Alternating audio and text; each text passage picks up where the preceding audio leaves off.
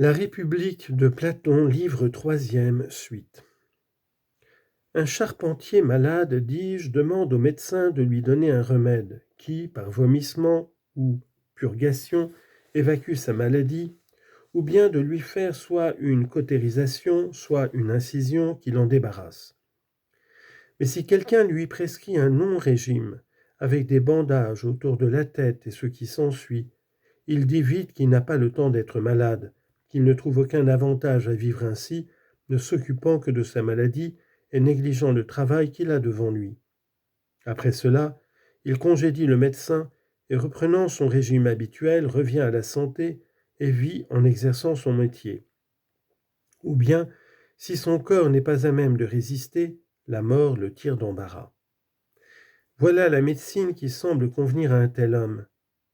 N'est-ce point, repris-je, parce qu'il a une fonction à remplir et que s'il ne la remplit pas, il ne trouve aucun avantage à vivre? C'est évident. Mais le riche, disons-nous, n'a pas de travail dont il ne puisse s'abstenir sans que la vie lui soit insupportable. On le prétend. N'entends-tu pas, Phocylide, dire que, dès qu'on a de quoi vivre, il faut pratiquer la vertu?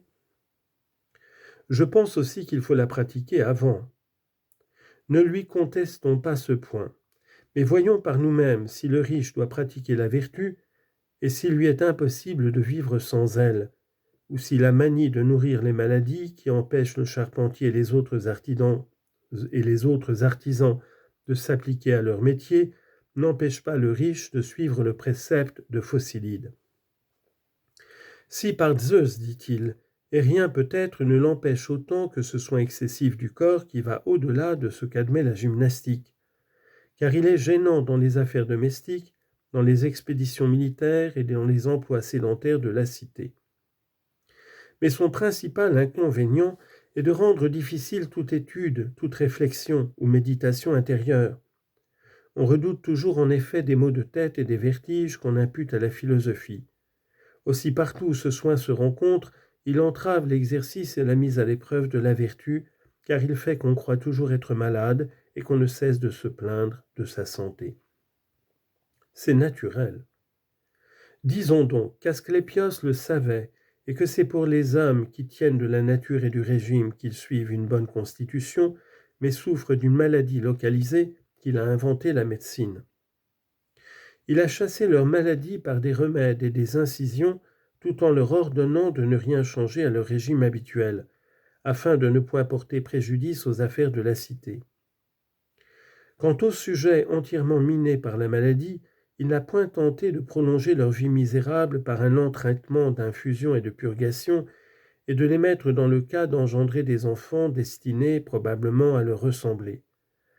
Il n'a point pensé qu'il fallût soigner un homme incapable de vivre dans le cercle de devoir qui lui est fixé, parce que de cela, ni le malade lui-même ni la cité ne tirent profit.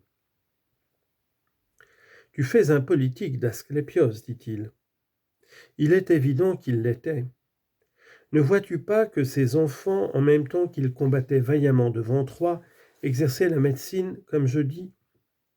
Ne te souviens-tu pas que lorsque Ménélas fut frappé d'une flèche par Pandoros, ils sucèrent le sang de la blessure et versèrent dessus des remèdes calmants, sans lui prescrire, pas plus qu'à Euripyle, ce qu'il fallait boire ou manger après?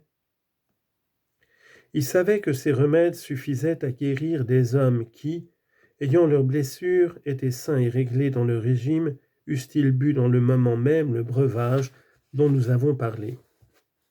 Quant au sujet maladif par nature et incontinent, il ne pensait pas qu'il y eût avantage pour lui ou pour les autres à prolonger sa vie, ni que l'art médical fût fait à son intention. Ni qu'on dût le soigner, fût-il plus riche que Midas. Ils étaient bien subtils, d'après toi, les enfants d'Asclépios. Comme il convient, dis-je. Cependant, les poètes, tragiques et Pindare, ne partagent point notre avis. Ils prétendent qu'Asclépios était fils d'Apollon et qu'il se laissa persuader à prix d'or de guérir un homme riche atteint d'une maladie mortelle, ce pourquoi il fut frappé de la foudre. Pour nous, suivant ce que nous avons dit plus haut, nous ne croirons pas ces deux assertions à la fois. Si Asclépios était fils d'un dieu, il n'était pas, dirons-nous, avide d'un gain sordide, et s'il était avide d'un gain sordide, il n'était pas fils d'un dieu. C'est très exact. Mais que dis-tu de ceci, Socrate? Faut-il avoir de bons médecins dans la cité? Or les bons médecins sont sujets sans doute ceux qui ont traité le plus de sujets sains et malsains. Pareillement, les bons juges sont ceux qui ont eu affaire à toutes sortes de naturels. Assurément, répondis-je, il faut de bons juges et de bons médecins. Mais sais-tu ceux que je considère comme tels? Je le saurai si tu me le dis. Je vais essayer, mais tu as compris dans la même question deux choses dissemblables. Comment? Demanda-t-il.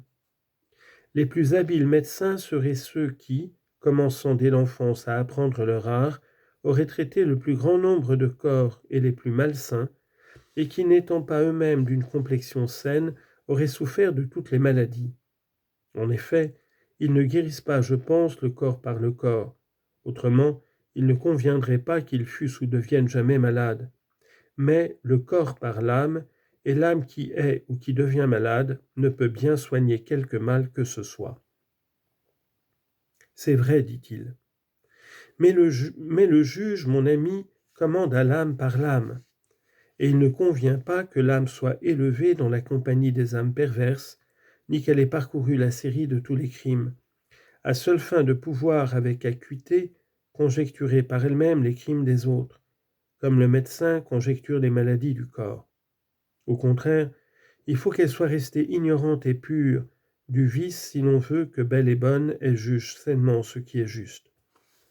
Voilà pourquoi les honnêtes gens se montrent simples dans leur jeunesse et sont facilement trompés par les méchants. Ils n'ont point en eux des modèles de sentiments semblables à ceux des pervers. Oui, dit-il, c'est bien ce qui leur arrive. Aussi, repris-je, le bon juge ne saurait être jeune, mais vieux. Il faut qu'il ait appris tard ce qu'est l'injustice, qu'il l'ait connue non pas en la logeant dans son âme, mais en l'étudiant longtemps comme une étrangère dans l'âme des autres, et que la science, et non son expérience propre, lui fasse nettement sentir quel mal elle constitue. Un tel homme, reconnut-il, serait le plus noble des juges. Et ce serait le bon juge que tu demandais, ajoutai-je, car celui qui a l'âme bonne est bon. Quant à cet homme habile et soupçonneux qui a commis beaucoup d'injustices et se croit adroit et sage, il fait preuve certes d'une prudence consommée quand il a commerce avec ses pareils, parce qu'il se réfère au modèle de leur vice qu'il a en lui. Mais quand il se rencontre avec des gens de bien déjà avancés en âge, il apparaît sot, incrédule, hors de propos, ignorant de ce qu'est un caractère sain, parce qu'il n'en possède pas le modèle en lui-même. Mais comme il se trouve plus souvent avec les méchants qu'avec les hommes de bien, il passe plutôt pour sage que pour ignorant à ses yeux et à ceux d'autrui. C'est parfaitement vrai, dit-il. Donc, repris-je, ce n'est pas dans cet homme qu'il nous faut chercher le juge bon et sage, mais dans le premier. Car la perversité ne saurait se connaître elle-même et connaître la vertu, tandis que la vertu, d'une nature cultivée par l'éducation, parviendra avec le temps, ensemble à se connaître elle-même et à connaître le vice. C'est donc à l'homme vertueux, me semble-t-il, et non au méchant, qu'il appartient de devenir habile. Il me le semble comme à toi. Ainsi tu établiras dans la cité des médecins et des juges, tels que nous les avons décrits, pour soigner les citoyens qui sont bien constitués de corps et d'âme. Quant aux autres, on laissera mourir ceux qui ont le corps malsain, et ceux qui ont une âme perverse par nature et incorrigible, on les mettra à mort. C'est à coup sûr ce qu'il y a de mieux à faire pour les malades eux-mêmes et pour la cité. Mais il est évident, poursuivis-je, que les jeunes gens prendront garde d'avoir besoin de juges s'ils cultivent cette musique simple qui, disions-nous, engendre la tempérance. Sans doute. Et n'est-il pas vrai qu'en suivant les mêmes indications, le musicien qui pratique la gymnastique arrivera à se passer de médecin hors les cas de nécessité? Je le crois.